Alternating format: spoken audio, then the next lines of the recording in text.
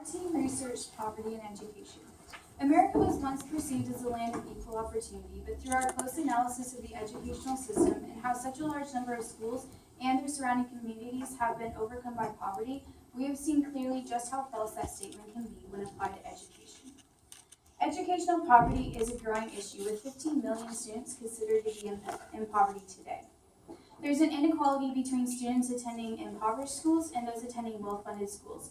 This inequality can be seen in many areas, from those students' overall academic performance to their ability to obtain higher education.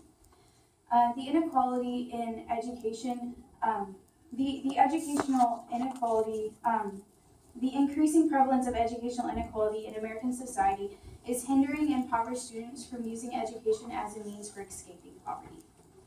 After researching and gaining knowledge on inequality in education, our solutions were determined by the question of how can schools in impoverished communities be improved so that every student is given equal opportunity to a quality education. Educational inequality has a large effect on school performance pertaining to the lack of qualified teachers, funding, access to higher education, and home experiences. Therefore, solutions need to be implemented on national and local levels, equalizing funding from the government, implementing high-quality preschool programs, and creating communities targeted towards the success of impoverished students. This educational inequality between lower income students and higher income students can be shown through the results of a reputable study performed by Sean Reardon, a professor of poverty and inequality in education at Stanford University. In his research, he examined test scores for math and reading for students of different levels of income and found that lower income students were at a significant disadvantage. They underperformed compared to their wealthier peers. As shown in this graph, in 1940, the income achievement gap was 0.75 standard deviations. However, in 2000, this figure increased to 1.25 standard deviations, which is equivalent to 40%. The gap between the different levels of income are a clear depiction showing that poverty at home and in school places heavy burdens on children that prevent them from doing well in school. The income achievement gap appears at a young age for children and continues to grow as they move on through their school years. This difference in the ability to perform well in school early on in life is caused by the stress of poverty at home. Due to a lack of enriching home experiences, impoverished children risk suffering from low cognitive and social abilities.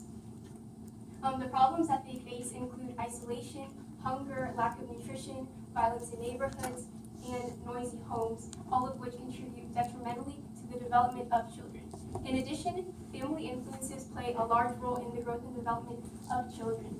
Too often, parents from low-income households, they do not provide for a stimulating environment because they themselves are faced with the stress of poverty and lack a good education to be able to communicate effectively with their children.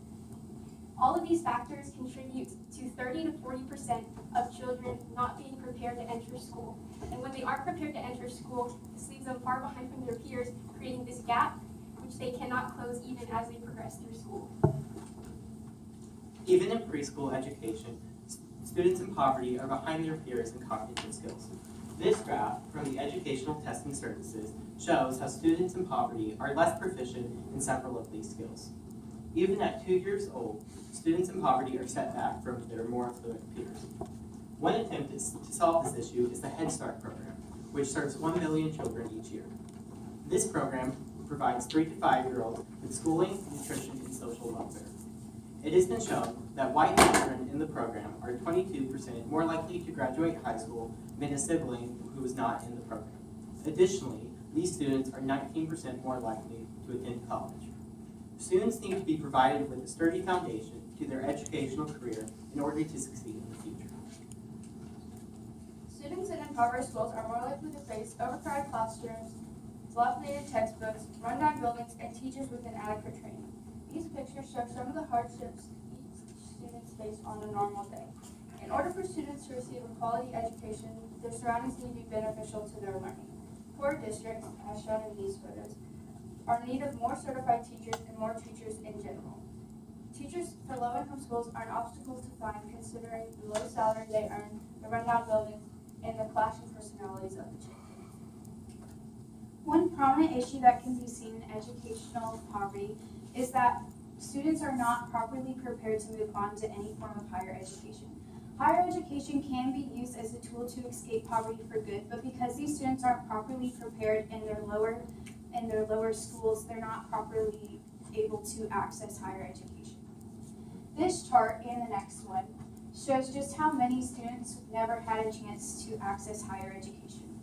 Higher education has been proven to be directly related to higher wages and earnings, so making it more difficult for these students to enter higher education could have lasting drawbacks. As illustrated by this graph, public schools get most of their funding from state funds, local funds, and local property taxes. Lower income areas result in lower house values, which means less tax money for these schools. This causes a spending inequality between impoverished and wealthy schools. Between some impoverished and wealthy schools, there is a spending inequality of $2,000 per student, according to a University of North Carolina press author, Howard McNamara.